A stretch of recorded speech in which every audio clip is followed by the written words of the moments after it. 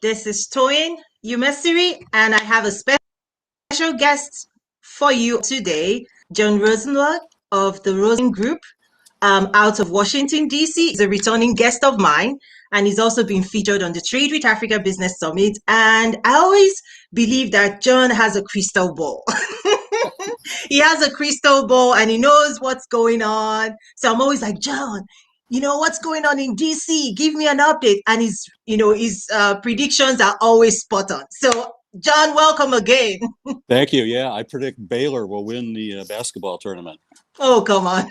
I'm not into basketball. Sorry. No predictions this time around. But yeah, great to be back, my friend. Oh, thank you. Thank you so much. So for those who are this is their first time of engaging with you, for those on the Trade with Africa Network that have attended our event, they love you, they know you. They're like, I remember, the last year's engagement when the presidential election was on, people were like glued and listening to you, and you were like, oh, Biden is going to win and Harris is going to be his running mate, and that's a winning ticket, and this is and people are like, what's this? So thank you. You were also here, I believe, January, when the transition was just, was still being put in place. That was before the swearing in. So it's a good time to just check in with you and say, how is Washington, D.C.? What's new? Absolutely. I mean, we have greater clarity now, certainly than we did in January, where things are going with this administration and the new Congress. And the thing that really jumps out the most is how far back in relevance foreign policy itself is, much less just Africa policy. I mean, we're always scrambling, right? Every 4 years to figure out where Africa's going to lie, what attention it's going to get. And except for Ethiopia is sucking the oxygen out of everything else with Africa right now, at least in terms of attention from Washington. And but still, by and large, foreign policy is just very much a backseat overall, with a few exceptions, and that's evidence. Well, look at these pieces of legislation that are going through. I mean, the COVID relief bill, the stimulus, and now the infrastructure bill, and it's just everything. The focus is domestic here right now, so it's really hard to get any attention on Africa, which is something we complain about all the time anyway, right? Yeah, but I see a difference though. So I think it's a matter of priority versus lack of interest, right? So it's more like, we're going to get engaged, but we have our priorities in line, right? Right, like domestic markets with all of the things, economic impact of COVID-19, all of those. So rightly so.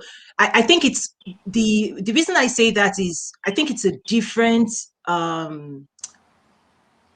should I say relation. The relation is a lot more friendlier, if I can say that. Would you agree with me? Maybe not cozy, but what do you mean towards Africa, you mean? Yeah, like it's more open, it's more exploratory versus, right? Well, the interesting dynamic here is everyone was expecting, as I probably said in January, that everyone was expecting a return to what we expect. Yeah. Like normalcy. And in a lot of ways we have that, but there are some things yet we have to sort out. But yeah, the amount of money we're talking about now, just these domestic bills, I mean, it's staggering. When we all know that famous saying by Senator Russell, after whom the Senate Russell office building is named, back in the 1950s, I believe it was, $1 billion here, $1 billion there. And pretty soon you're talking real money. Well, now look at the price tags of these things. It's trillions, and we can't get our heads around it. And so, as long as it flows our way, it could be. Well, if I could, I'll actually jump ahead in my discussion here. Yes. Because it comes down to money, right? And Prosper Africa is something that we're paying close attention to right now. Absolutely. Because it's unknown from a money standpoint. Are we going to scale it back a little bit? Is it going up? We don't know. But there's a major reorganization going on or an analysis within the Mm. Prosper Africa effort itself. A lot of stovepipe kind of things, a lot of, as we say here in the U.S., inside baseball kind of matters about leadership and, you know, these diagrams of Yeah. who goes what and where. And so that's How kind of a wait and significant? see. Yeah, how significant is that going to be? Because in terms of the structure that Trump's presidency put in place around Prosper Africa, now that Biden has inherited that, is it a complete shy away or is he just taking it to the next level? Hopefully what you just said, the next level, I mean, that's what I'm hoping. One of the good things about Africa policy, and I've said this quite a number of years, is each presidential administration here in the US tends to keep the programs and grow the programs of its predecessors. I mean, look at AGOA is still with us, at least for a few more years. Yeah. Father Bush's efforts in South Africa kept going. Mm. Obama's Power Africa, and of course, the best of our presidents when it's come to Africa so far, George W. Bush, Mm. with MCC, which is global, not just Africa, and Mhm. the malaria, the PEPFAR effort. And this Trump reorganization, I was a little bit dubious about it at first, but it seems to have been a pretty good move Wow. by then National Security Director Bolton and Trump. And yeah, I mean, it should be a slam dunk, right? That the Biden people want to keep this and support it. And I Mm. don't think there's any talk of it going away, but certainly let's put more money into it, more resources. Figure I out, like. figure out whatever you have to do internally, who does what and how it works. But Mm. certainly let's grow it. I like that, because sometimes when it comes to policy, people are like, no, that's not going to work. So hearing you say, it now has a feel of the structure is in place. You just need to give it more horsepower, right? Give it Yeah, more horsepower and get the strategy in place and go execute, right? That's what I'm hearing you say. yeah. Okay, that's good news. That's good news for the Africans. But how do you think the Africans would receive that? Because there's been this gap where the Africans are like, it's almost like Trump's presidency left a gap. Like while they were trying to pull all of that together in terms of what's our focus going to be, what's our strategy. It took so long, right? They didn't name the right people in the key position. It just took so long. And within that time, the Africans were like, you know what? While you're figuring that out, let's go do our own thing. So it's Yeah. going to be interesting what move, okay, Biden is, because it's almost going to be like a jumpstart, right? You almost have to jumpstart that relationship. Well, we have to jumpstart our relationships with the entire world. Let's Ooh. face it, after that mess. And Oh. something I had been tracking was that mini summit, if you will, in Alaska the other week. That was the first big foreign policy move. And of course, it's all China related, right? In my conversations with the White House, it's a struggle to not to get heard, but to have action taken on most anything right now. We're talking major Middle Eastern leaders, one in particular wanting me to facilitate every lobbyist's worst task is facilitating phone calls and photo ops and stuff. Is that, what's your best task? If that's the worst, that's the fun one, right? This individual, this country is on the list. There's a list that exists for when he's going to call. I mean, you remember perhaps from my January conversation talking about facilitating phone calls during the transition. And they just had this brief window for that, and then they stopped. They were so focused on hitting the ground running on the domestic policy that, but yeah, this is a major Middle Eastern leader requesting phone time with President Biden. You just can't get it immediately. It's coming. So yeah, it's a constant struggle. Yeah, well, oh gosh, I don't know. I kind of understand why. But still, do they need more manpower, or do they need more people to also prioritize foreign policy or foreign affairs and all of this? That's me. I think there's a good team in place, and let's start talking about that, because that's why I'm here, to kind of give an update on where we're at from when it was all just basically rumors and stuff back in January. But Blinken, as we know, is now Sec State, and he's been all over. But again, that major focus has been China. He led that trip to Alaska. He was in NATO for the NATO meetings, and now I forget where he's at today, but again, that's their focus. It's State Department. Yeah. Things are starting to fall into place more now in terms of personnel. I'm happy to say the Africa Bureau, we do not as yet have an Assistant Secretary of State for Africa. We have an acting one with Mr. Godek, who is an old Africa hand, but he apparently is not intending to stay on.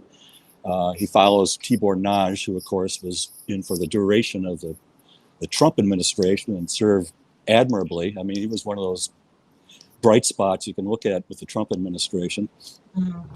But we're looking to staff that position up now, and from what I'm hearing is Biden wants, and Blinken want, career diplomats all across the State Department, all of these roles, because quite often they go to contributors and financial contributors and others, but and that's a priority of this administration, as it should be, is standing up, shoring up our diplomacy after the hit that it took during those 4 years, and I'm happy to see that. The Africa Bureau right now has some very talented people in it. One in particular that comes from the Hill, Representative Karen Bass's top staff people. She's doing a fantastic job. They've borrowed from the U.S. Chamber of Commerce, which is actually the lead organization, if you ask me, in Washington now, when it comes to Africa events and Africa policy. Some of the others have kind of grown stale through the years, but yeah, so the Africa Bureau is looking very good. Is it Dion? Are you talking about Dion? I've seen a few shifts here and there. No. Okay. But yeah, I'm quite happy with that, and just the way things are going in general at State. And it's a parlor game. We all us Africa hands here ask one another, what are you hearing? What are the rumors on who's, the next assistant secretary? It's part of the fun. Washington, but it should be a career person. I heard a name the other day, but it wasn't. It's quite likely too, I hear, but I don't have it in front of me.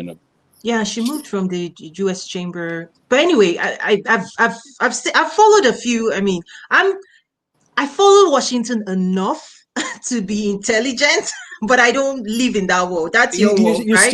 You still haven't been here. What have we been talking? 6 Come years on. now? By proxy.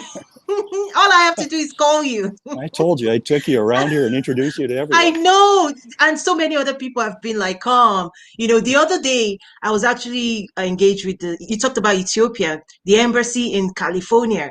And the person was saying, Toyin, do you have an office in California? Let's do some stuff together. I'm like, like everybody thinks I'm everywhere.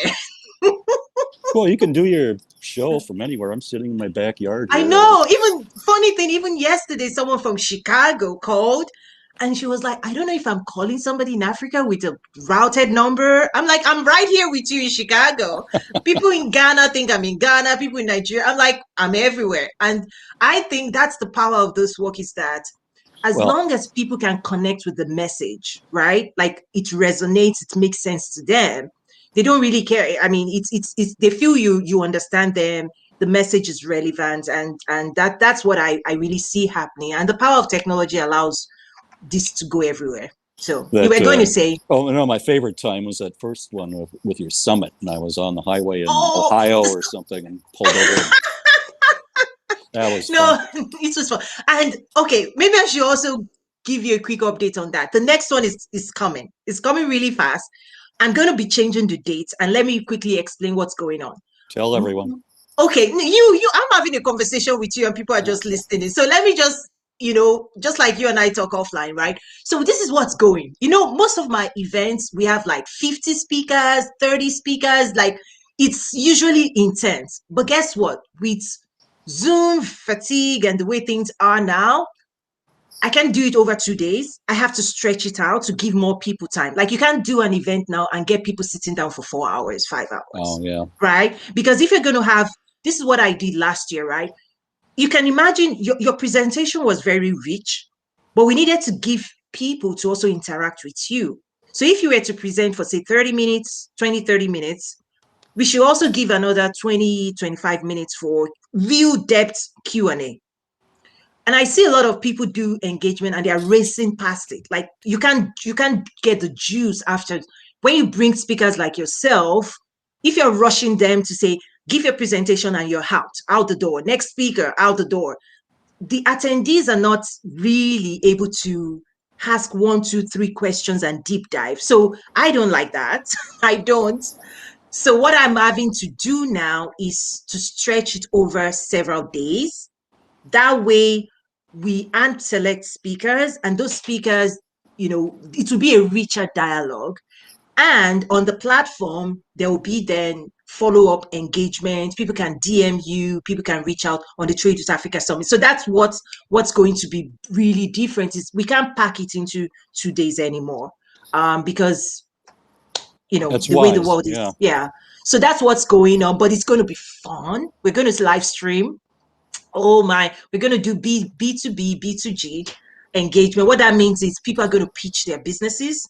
Like you've got 2-3 minutes. What do you do? What are you looking for? Like crystal clear, because a lot of times when they reach out to me, it's not crystal clear. It's like, I'm like, who's got time to be digging back and forth? So people have to prepare. It's like a pitch.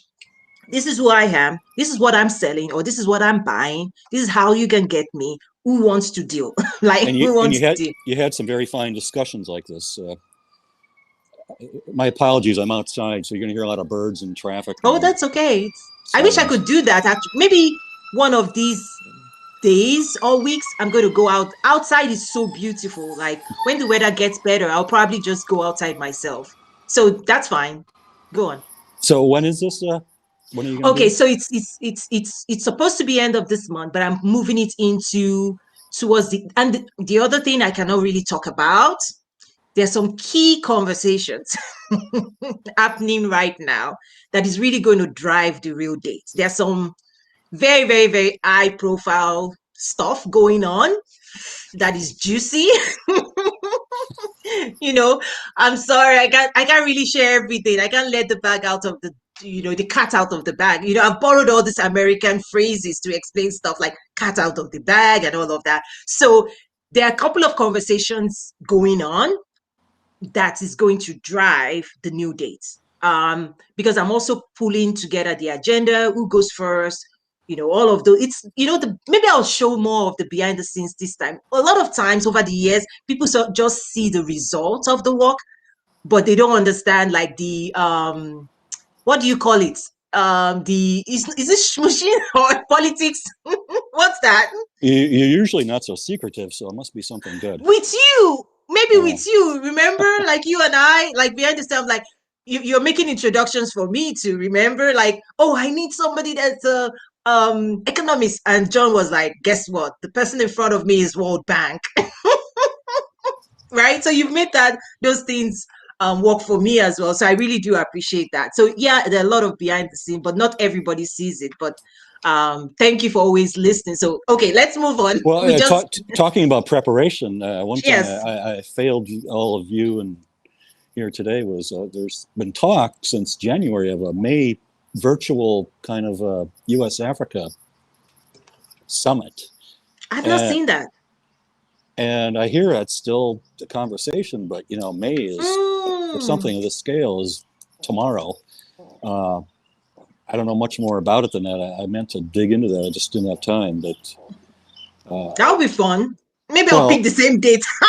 Yeah, but a virtual summit. I mean, who wants to do that? It's like when they had the UN General Assembly last year. I didn't even bother with it. Mine would be great. Mine would be really, I mean, John, my summits are like, awesome. Like it's going to be fantastic. So I see Isaka joining. He says, love this discussion. Thank you so much. I appreciate that. I know if you're watching, please drop your name, where you're joining us from. And if you have any questions for John or myself, please do. This is more of an interactive engagement as well, because I told John the format of this is more myself and him engaging like we always do, and then giving people the privilege to listen in and be a part of the discussion, the great discussion. Now, John, let me shift a little bit. You talked about Ethiopia. That engagement, is it driven through trade, investment, or security? I know you also have a huge depth in security. You've engaged and worked at the Pentagon before, so security is right up your wheelhouse. So, what do you think about that? Security. What's the exact question? So Ethiopia, the U.S.-Ethiopia engagement, what's driving that engagement? Is it security interest or trade and investment, or all of the above? Well, I think there is an appreciation that the whole region could go up in flames, and that's as, in effect, it is. I mean, Eritrea is drawn in, and then we have the issues with Sudan, South Sudan, so this whole region is in trouble. And then Egypt, Nigeria. It's unthinkable. Well, I mean, within that, the Ethiopia, the Horn, that whole region is just.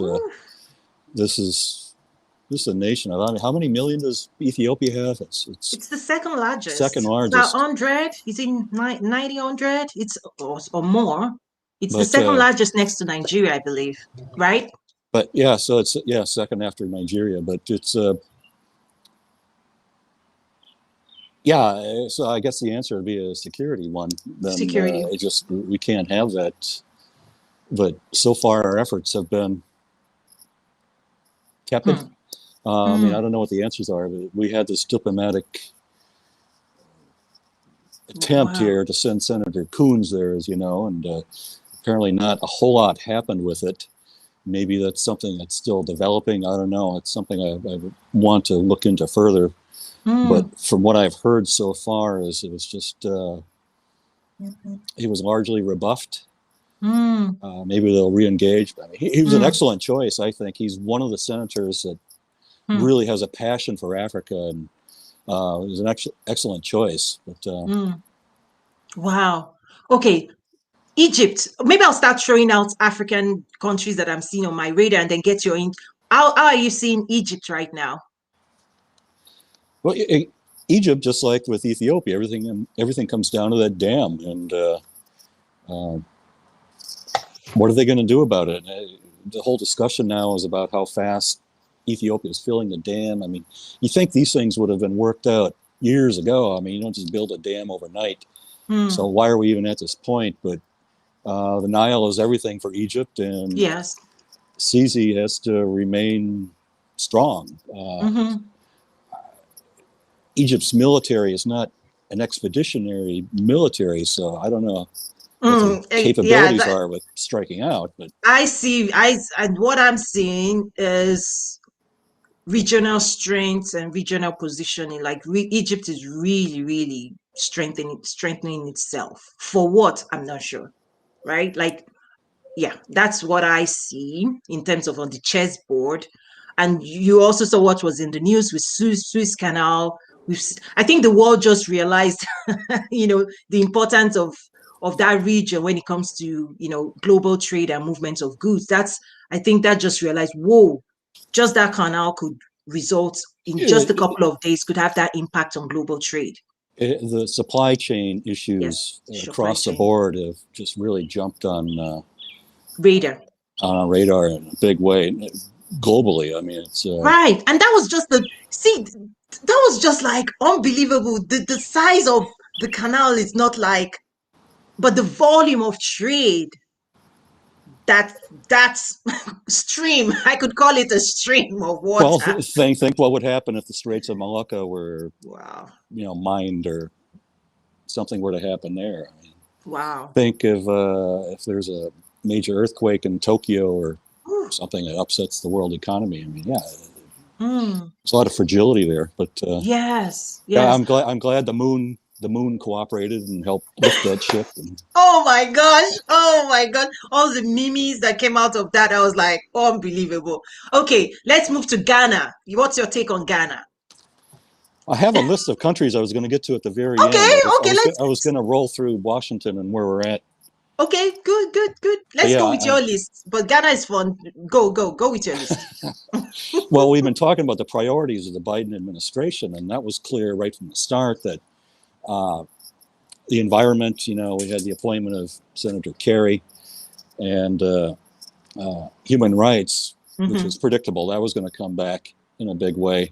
And we're seeing that in the NSC itself, which has added a couple more positions relating to these issues. I mean, these topics have been elevated, I guess, predictably under this administration. And that's how Africa and Africans have to think in terms of their engagement with Washington. And I've been stressing that now, not just with Africa, but in other countries, to put whatever their environmental strides may be, their environmental initiatives, whatever progress they may have made in terms of human rights, put those front and center.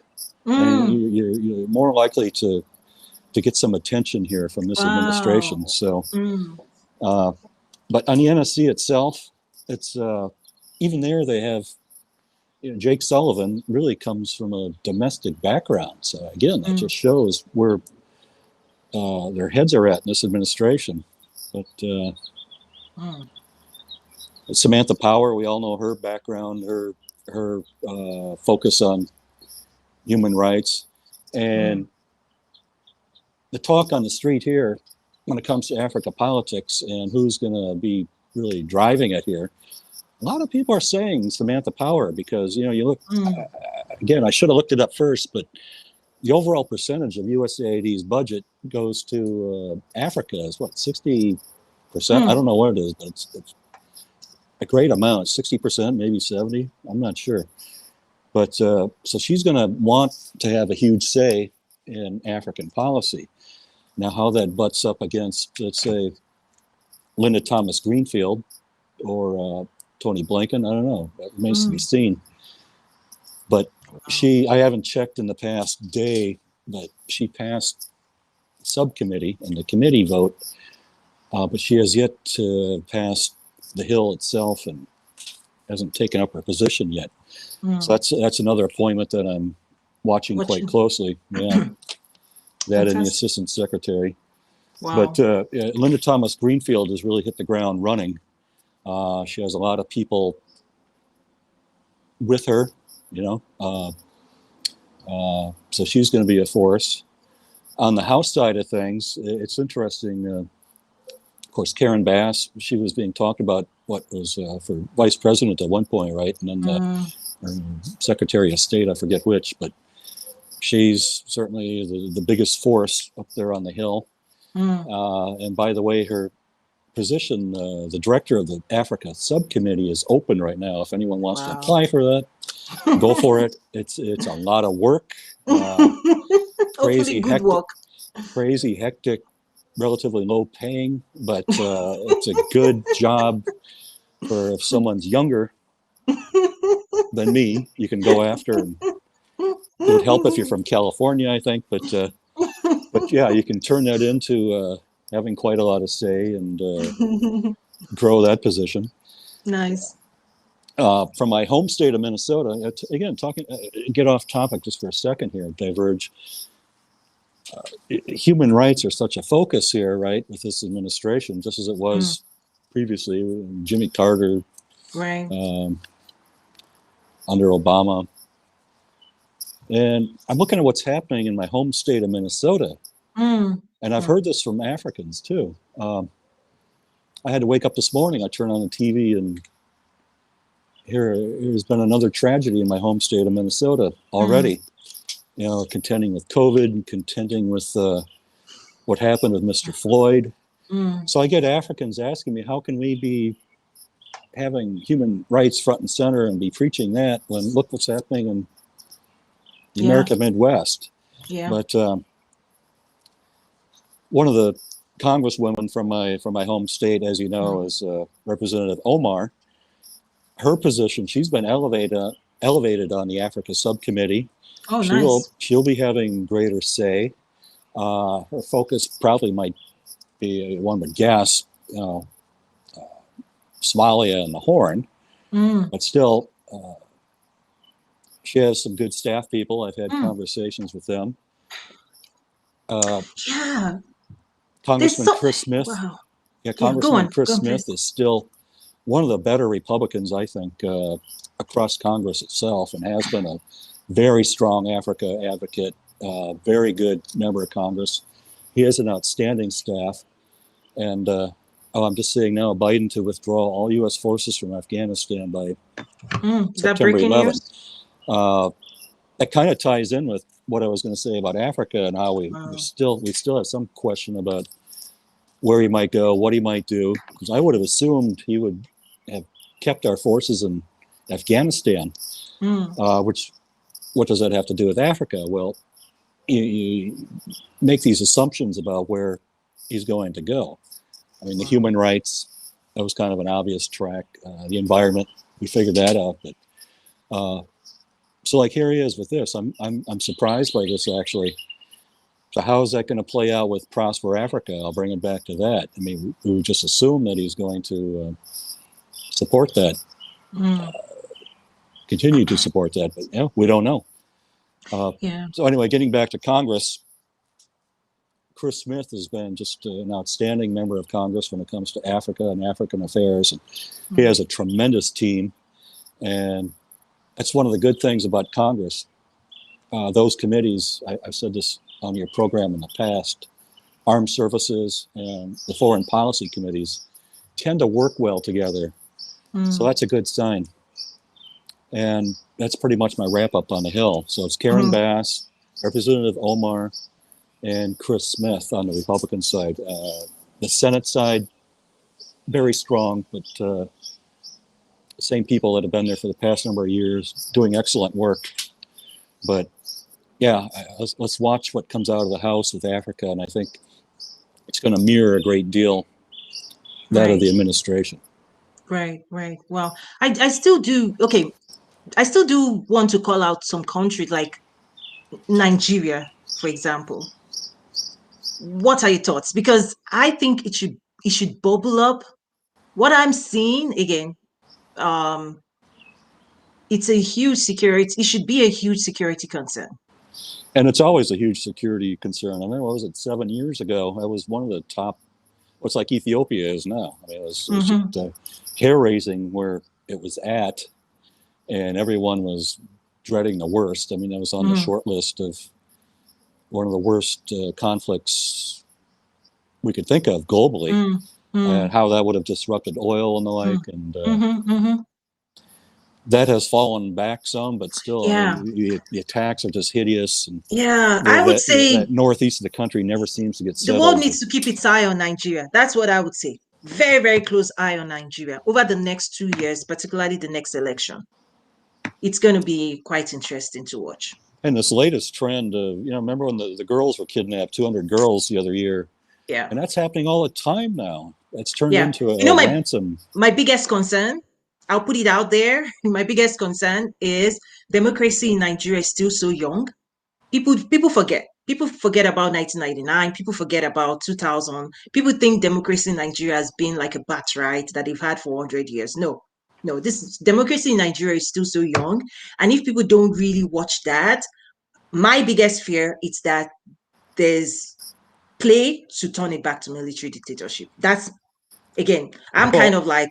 Burma, Myanmar is one of the countries I follow and have been engaged in for quite some time. And I didn't really think they would do it. Military come back like that. And that's what's going to, the reason I'm sharing this with you because of your background is that, and you understand this, the easiest, like the best way to get it done is when nobody's looking. And when nobody in their imagination can even think that it will happen. And at the next election, the way I see this is the current leaders ready to give up power peacefully? That's the question. So anyway, I'm just Well, putting that out there. what are we following today? I mean, Benin, Chad, and Djibouti, right? Yeah, Just had these elections, and exactly. Benin should be one of the beacons in that region. It has been one of the beacons in that region around Nigeria and West Africa. Now it's not. It's fallen apart here the past few years, and that's a really disturbing trend on a lot of levels. And Chad, I mean, it was no surprise that Debbie was going to be in there again, and the guy in Djibouti, no great surprise there. But yeah, I mean, what a tragedy that would be should Nigeria fall back into. I'm just saying, just watch. Someone should just take note of that, like, because that's what happens. You think, oh, everything is fine, like they've got it under wraps, and then the next all it takes is another election. You know, the story of the history of Africa. All that it takes is yet another election, and you know, you've been on ground. You usually go in, you know, election. That's what I'm saying. Just watch out for the next one. Well, And it's my own it'll be country interesting too, to so watch too. Yeah. yeah, please watch it. Please watch I worked Nigeria. on that. I worked on the Good Luck Jonathan campaign Yeah. back when that was ongoing, so I have some exposure with that. I know, and I feel comfortable telling someone like you, right? Because I feel comfortable. This is something I don't usually talk about in trade and investment, but with someone like you, Pentagon and all of those, you know, I always say that I never want to ask you where are you in the world, because I don't want to know. Arlington, Virginia. I don't want to know, John. Well, yeah, actually, I was supposed to have been back in Africa in last May. Here we are coming up on this May, and this gets a little off topic, but here in Virginia, it's been slow in administering the COVID shots, and compared to Washington, D.C. itself and the neighboring state of Maryland. And to be frank, I personally am not all that concerned about it. I mean, I've been traveling domestically and have had various events I've attended. And but what about from flying? From a standpoint of flying, I mean, what if suddenly you have to have the COVID vaccine and evidence of it in order to fly? And I may have to be going to Africa here again on short notice. But yeah, I don't want to be stopped because of some.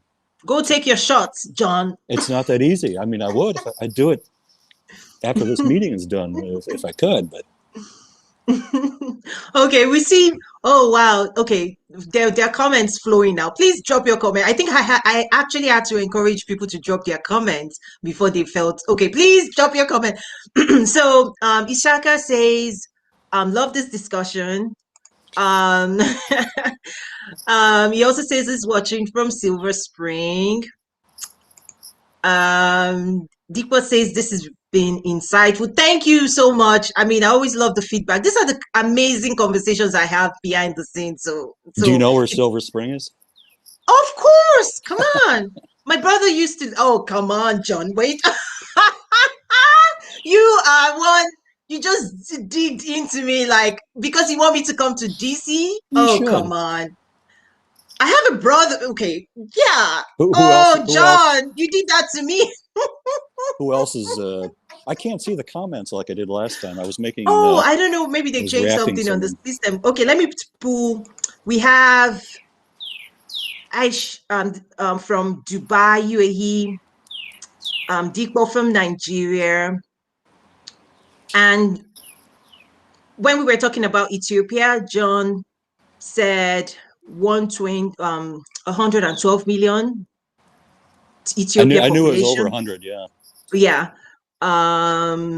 Okay, Isaka says that Burkina, Niger, and Mali are forgotten by US, even though there are more security issues. Question mark. No, not forgotten. It's just we've kind of what do you call it when you let someone else do it to the French? Who's okay? And we still have the base there in Niger. No, that's another entire region that I said this in January and it's still going on today. You know, you read your African news feed every single day and it's just one atrocity after another. It's 25 people killed here. It's 30 police killed there. It's 75 people killed there, and then in a market, and on and on and on and on. And Well, I try to balance this out, and I know you also, in terms of the size of the region in general, in terms of 1 billion people, right? But I would almost want people to laser focus on what is triggering those issues, what's going on, right? What's happening? Is this something that could snowball? Is this something bigger, like that needs to be isolated, right? That's something that I worry about when I read those headlines. Subcontract is the word I was trying to summons about how we've in some ways subcontracted out to the French, which is not a particularly useful idea. Plus, the region is so vast, the entire United States, continental United States can fit in it. So yeah, what are these few forces going to accomplish? Yeah. And honestly, I don't really understand the French-Africa engagement. I can say that publicly. It's something that is interesting to me. That's the best word I can come up with. But anyway. That's a good, safe word. It's safe. I'm trying to be safe. Well, yeah, it's been, they've kind of dropped the ball too from how they used to be kind of on top of things. My own thing is Africans just need to strengthen themselves so that they don't keep leaning on crutches. Like it's a crutch. It's a crutch. Well, Africa needs to strengthen themselves. I think in places like Benin too. Let's look at that leader. That's he's still propped up. He's in essence, right, from French support. Till when? This is 2000 and what? 2021. Yeah. Oh well, we'll see. Since we're on the topic of war and fighting, Mozambique's another which one. I don't like to talk about, but yeah, go on. Well, I believe I said this in January too, because just a few years ago we were all safe, talking about how we're marking how all these conflict areas from Angola on across Africa just disappeared, and it was all looking so bright and positive. And now it's just wow, it's everywhere. Yeah. And Mozambique is hair-raising, but again, compared to Ethiopia, it's not quite getting the attention. But what do we have? 60 U.S. troops there now, along with the Portuguese. We're working there in unison with them, and SADC is not set up like ECOWAS. With military strength, they don't have the military strength. It's all ad hoc. So you have they're not strong as they're not as strong. Yeah, Zimbabwe can play a role. West Africa is much more unified when it comes to military command and control. And they move fast. Like they don't dance around. They just move fast. So you're right. Angola has one of the best militaries in that region, and they have the airlift capacity with their old Russian Soviet aircraft, and plus it's kind of their sister brother country, right? The Lusophone tradition. Yeah, you have to have that relationship in place before you can move in. Got it. Okay. Wow. So it is the interesting thing. This is where what you're talking security intersects with trade and investment for me. A lot of times, the reason trade and investment is so important because prosperity typically brings peace. And that's one of the pressures that COVID-19 has put on the continent. When you have all of these economic challenges, the youth workforce, and look at the population growth that is projected, Africa is going to add on another billion the next 30 years. And my own concern is if the economic side of things is not in place, it's going to blow. It's on my late dad used to say it's a keg of gunpowder. It's like sitting on a keg of gunpowder. It could go off anytime. And that's why trade and investment needs to be prioritized. The next youth workforce, if they are not jobless, if they don't have that financial security or the opportunities in front of them, they could be easily recruited into other crazy things. Like that's what I'm hearing from northern Nigeria, where people are saying like it's like the youth of northern Nigeria largely. I know I'm generalizing, but for the most part, they don't really have a vision of what they're working towards. And that's why they're being recruited every single day. So for me, that's where trade, investment, policy, security, that's where it all meshes up for me, is that prosperity, economic growth, if it's moving in the right direction, typically should reduce all of these things we're talking about. Now, when trade and investment goes down, security issues, they're bound to rise again. That's my thing. That's a lot to ask too, though. I Yeah, mean, get back to Mozambique. I mean, a lot of their problems are their own making. I mean, what they've done in the past number of years when it comes to finances and their relationships with IMF, World Bank. They tried to correct some of these things. Then the nation also gets hit by these massive cyclones, and I mean, it's just that was which will probably keep coming. Yeah, and then you have outside interests, Middle pressures. East. Let's be blunt, spurring some of this, most of this trouble in the north. How does that spill over into other countries that are going to see a demographic boom? Tanzania is another one that I'd like to start paying closer attention to. I mean, Dar es Salaam is slated to be one of the largest cities in the world here in the next few decades. I mean, it's unthinkable. From when I grew up, I'm older than you, but of course, I think of these countries still, and sometimes as being,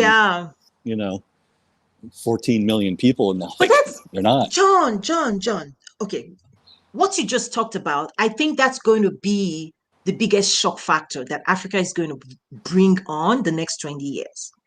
Is that we've watched China over the last 30, 40 years go from where they used to be, to where they are today. I'm telling you, like, Africa is positioned to move faster than China. Because what you just talked about, if anybody's still looking at Africa through the lens of 30, 40 years ago, what would you say to them, John? Like, I wouldn't know where to begin. But that's the challenge we have in the private sector. We have a lot of business leaders, I'd say CEOs all surprise. over the place, that they've been the way they still see the region, the continent, is through the lens of all the stories they've bought into over the last 30, 40 years. What do you say to them? The two of us have never had a conversation where you didn't say that. I mean, it happens to be true, as Henry Kissinger was always saying. But what I'd say is the Russians are back. That's what I'd say if someone were transported from 30 years ago. And that's not a good influence either. But yeah, we always have this conversation about trade and stuff, but yeah, come back to Mozambique. I mean, they're just...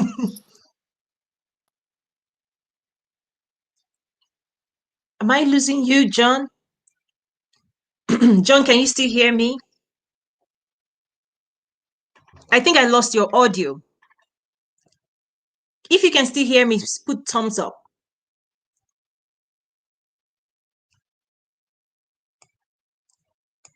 Uh-oh. Can you hear me? Thumbs up if you can hear me. Everybody watching, can you still hear me? Can you hear John? I don't know what just happened. If you can still hear me, please put a comment and say we can hear you. John, your audio is off. Okay, we just lost John. I think he'll be back. Okay, so but can you still hear me? Albert, you said John's audio is off, but can you still hear me? Let me also reach out to him over the phone. Yeah, he said he just dropped. He just texted. Yeah, I lost you there. Can you... Okay, John, are you able to come back? Okay, we lost him completely. Can you join? Yeah, this is real life, real time engagement. So we just roll with it. Okay. Okay, he's back. Hey, John. Am I live again? Yes, you're back. Yay, technology. I was just texting you. Awesome. We just lost your audio, and then all of a sudden we dropped you dropped there. Okay, continue. You were saying, going back to Mozambique, we were talking about trade and investment, and please go on. Well, it's just the two of us always have this conversation. I mean, you're a booster of Africa. You are, and you should be. Okay. I'm just always the Thank cynical you. one, right? And And do you know, I enjoy listening to that side of it because I always use it to check myself, because I can be a dreamer and I can go off, but I always engage with someone like yourself to say, hey, Toyin, come back to the real world where we all live in, oh, look at what right? So I I just appreciate it. mentioned. These elections just now, so-called elections, Benin, Chad, and Djibouti. I mean, all these problems we've been talking about across the continent, and then you look at Tanzania. I'm actually encouraged. It's a shame the president had to contract COVID and pass away, of course, but this woman, Woman, the vice first president, president. Yeah. what's her name? I'm blanking on Yeah. her name right now, but Yeah, but no, I'm following that story, so I know who you're that's talking about. encouraging, and she's trying to carve out a place for herself. And that was, I love the move. Like that's sometimes you come into, when you come into such positions in such a way, you're like still trying to feel. She moved really fast, and she's strategically how do I say, taking her place, like unapologetically, and she's doing her own thing there. So even some policy moves she's changed. So I'm like, whoa, that was a nice one. I'm not saying it's all doom and gloom, but there are exciting things going on. I mean, you highlight them all the time, all these interesting people across the continent doing this and that for business and innovation. It's quite striking, and there are some positive things in terms of elections and leadership like that. But in some ways, it has recessed to what it was like 30, 40 years ago, like you were asking before we went blank there. Yeah. Oh, there's an interesting comment here. Someone said, oh, the Chinese mafia took you offline, John. No, it's the Russians. It's the Russians. Oh, come on. I know it. Okay. Maybe let me ask you, China, US, Africa, what are you seeing there now that they talked about? Nothing more really from last time we spoke. Okay. And I hear it all the time how Africans are getting just a little tired of it, of it being China. And I'll be blunt. One of the countries, I was there not too long ago, working with them was Zimbabwe, and I'll just say they want. There are other countries too. I'm working with globally. Cambodia, for one. They don't want to be quite so beholden to China, and they would like to counterbalance that. And they want quality products that the U.S. provides and the Chinese generally don't. They're at a point now where the continent's growing to such a degree it should have quality electronics and appliances and whatnot instead of Chinese brands. But yeah, I'm not hearing that much more other than that now common refrain. And that interest, I think, is what the US has going for it. And that's what they can capitalize on when it comes to driving trade and investment, is that there's a resident interest. And we're losing John again. I believe there's an interest. John, are you back? I believe there's an interest when it comes to US products. So that interest, I believe, is the opportunity that US businesses have. So, John, I was saying that maybe we should wrap it up because I think this is going to happen again. Yes, we'll do that shortly. I'll pull up. John, I don't believe in that.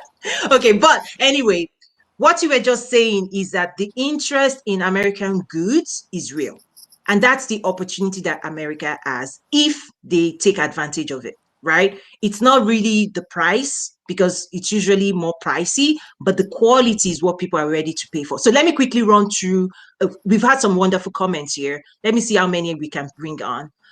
Joseph, who is a member of our trade network, also says, hey, John, I would like to seriously talk to you. So he's likely to reach out to you, is the honorary consul for South Africa as well.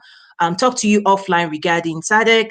Absolutely. He's working with HBCUs to develop Black farmers here in the US and collaborating with South Africa through the AU and HBCUs.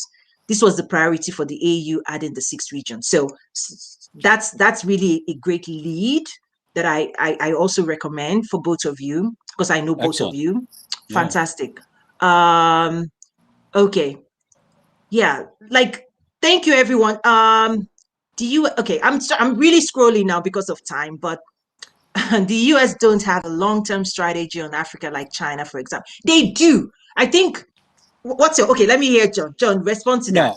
No, not really. I mean, China just philosophically, just how Asia in general. I mean, it's just they're better at planning than we are here.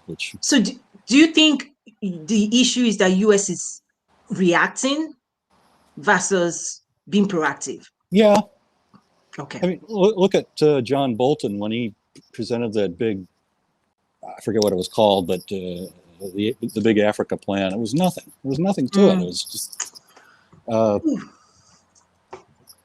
Okay. And now we have at the forefront the environment and human rights at the forefront of our foreign policy. That's all fine. There's a place for that, sure, but I don't see where that's really.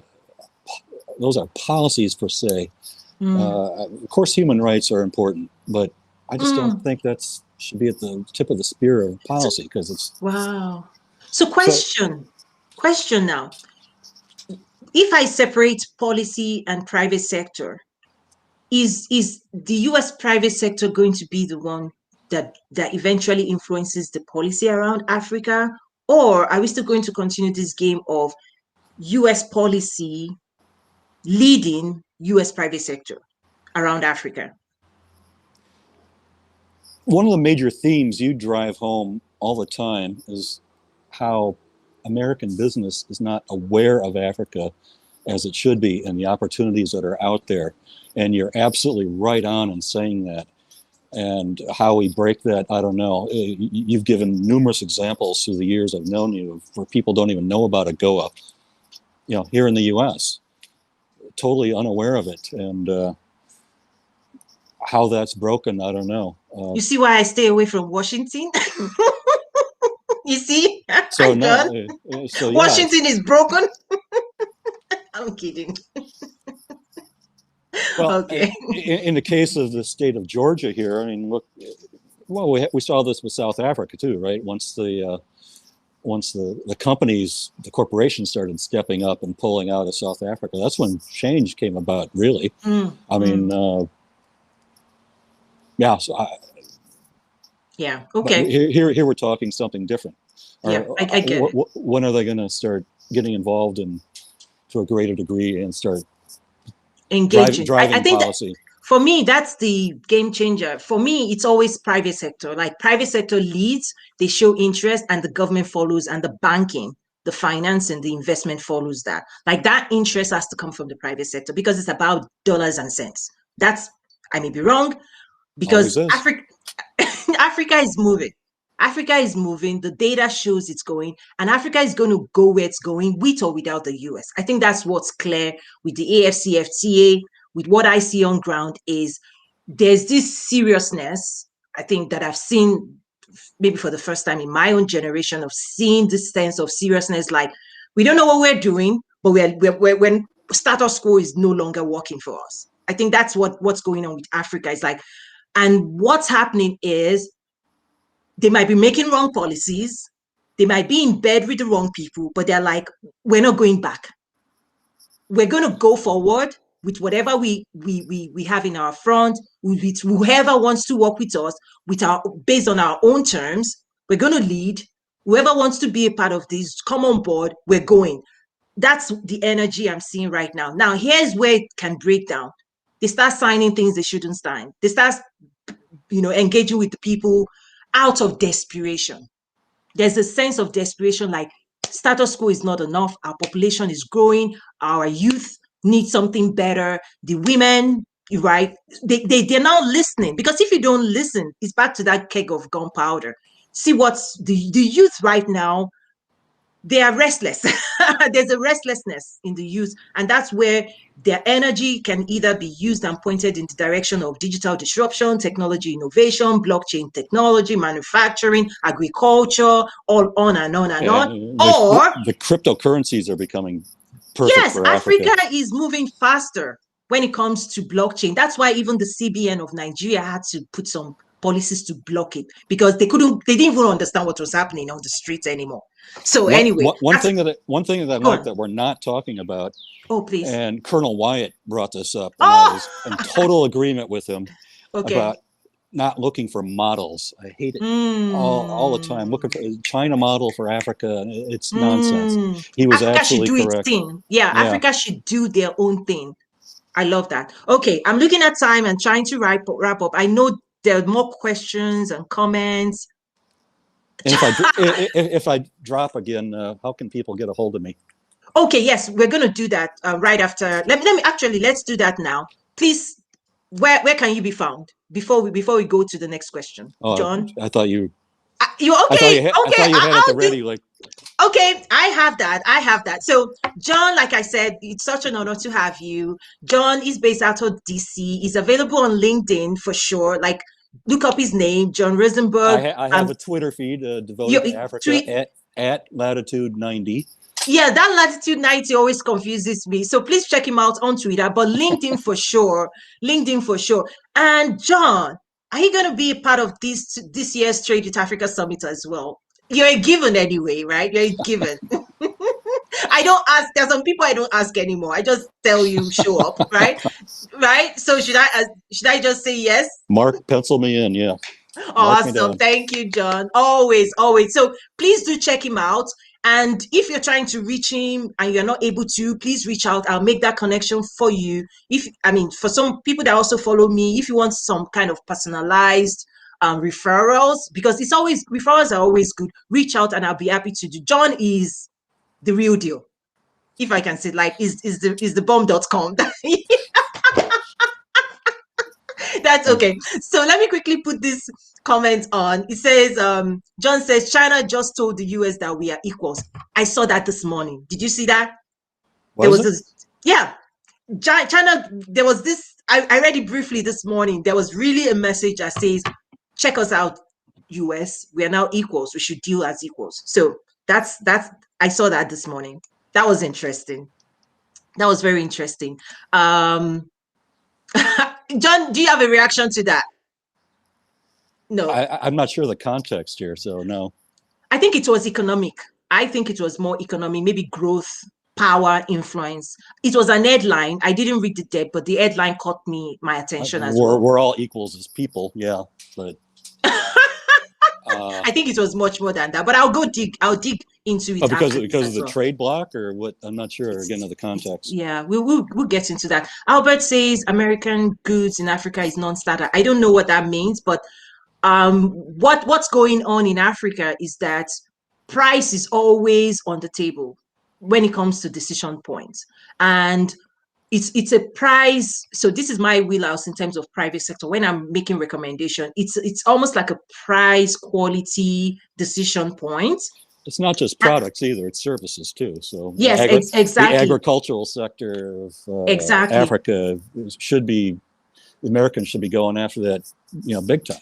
Yes, but how they make their case, because that's the other thing I see in this private sector. Private sector thinks it's a given that if I take my product or if I take my service to Africa, that Africa should be appreciative. I'm like, you don't understand competition. You have real competition on ground. You have to have a solid market entry strategy. You have to really have a game plan in place. Otherwise, they're going to whip your butt. And that's where you come in. And that's where I come in terms of this is where the rubber meets the road, that businesses should not assume that Africa is a green field that it can go into and conquer. No, you have real competition on ground, and you have to have a solid strategy for you to be able to break that ground. So I can't really bring on all the comments, but we have amazing comments like this. I think this will be the last one that I bring on. Great discussion. Loved listening. What a great way to wrap this up. John, You always are welcomed on this platform and all our other platforms. I know people are you're just a joy to engage with. Well, thank I you. just, Let's do another update maybe around the time of the UN General Assembly or yeah. before that. So thank you so much. And the Trade with Africa Summit, I think for you, I'm thinking more of the B2G because of the work you do with government, you being able to pitch. This is what I do. This is the value I can bring to African government because I really hope African government will prioritize lobbying. Like, I Lobbying cuts across a lot of different services too. It's not just what yeah. people think. I mean, there's the PR aspect, which is relevant. There's the trade aspect. I mean, I'm not myself a trade guy, but I have people who are Like me. the best in the game. Yeah.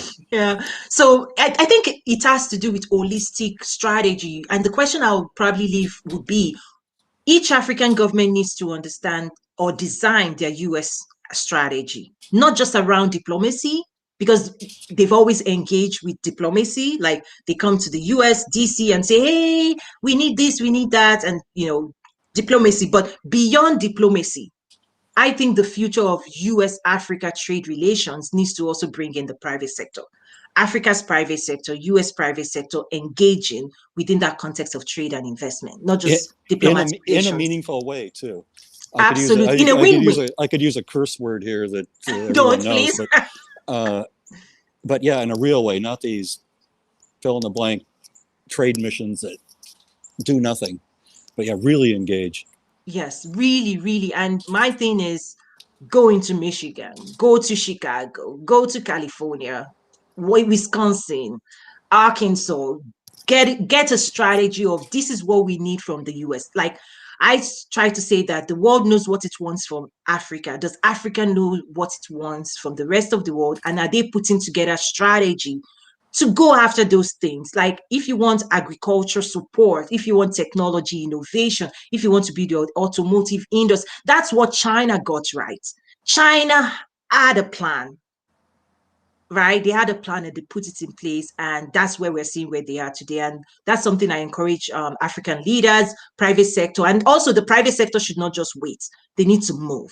And that's my own key message. And John, again, thank you so much. So please do check out John on LinkedIn. Is the real deal.com, bomb.com. I always use all this, all this. I'm fun. I think I try to be fun as well. So thank you again, John. Any lasting parting words as we wrap up No, today? just thank you everyone for clicking in today. Oh, thank you. That's so sweet of you. Thank you. So let me quickly give my updates. Next week, I'm launching a new series on business growth strategy because a lot of times people reach out to me on Africa, but again, it's about business. Chiching, let's do John knows me. He's smiling. That's what I'm about, John. I'll come to DC when DC waves me a check. I'll come. I'll be like on the next flight. I'm low energy, right? No. No. You guys have to bring me back to planet Earth, right? You have to bring me back to Toyin. This is the reality of today. COVID-19, domestic this. I get it. But anyway, I like to live in the world of excitement because we're part of creating the future. I want to thank everybody for being a part of today. I look forward to engaging further again. And please, again, check out John's profile on LinkedIn. And John, let me know if you have any questions. If anybody reaches out and you want the background on them, do reach out to me and I'll be happy to do that for you. Thank you, everyone. Thank you. Bye. This has been a great honor and a privilege. Bye.